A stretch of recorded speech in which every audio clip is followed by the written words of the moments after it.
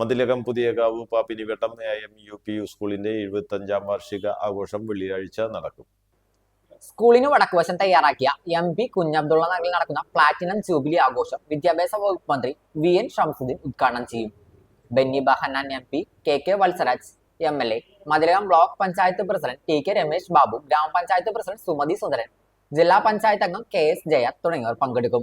സമ്മേളനത്തോടനുബന്ധിച്ച് പൂർവ്വ വിദ്യാർത്ഥി സംഗമം, 75 വൃക്ഷത്തൈകളുടെ വിതരണം, വിവിധ കലാപരിപാടികൾ എന്നിവയും സംഘടിപ്പിക്കും. പ്ലാറ്റിനം ജൂബിലി ആഘോഷങ്ങളുടെ ഭാഗമായി ഒരു വർഷം നീണ്ടു നിൽക്കുന്ന വിവിധ പരിപാടികളാണ് ആസൂത്രണം ചെയ്തിരിക്കുന്നത്.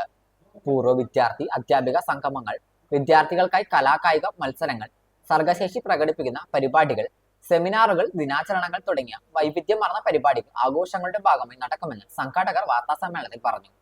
MK Saifuddeen, Zubair Kakkassery, VA Muhammad Rafi, Iqbal Kakkassery, doctor Shaji Sandeep, K Sali Lewis തുടങ്ങിയവർ വാർത്താസമ്മേളനത്തിൽ പങ്കെടുത്തു.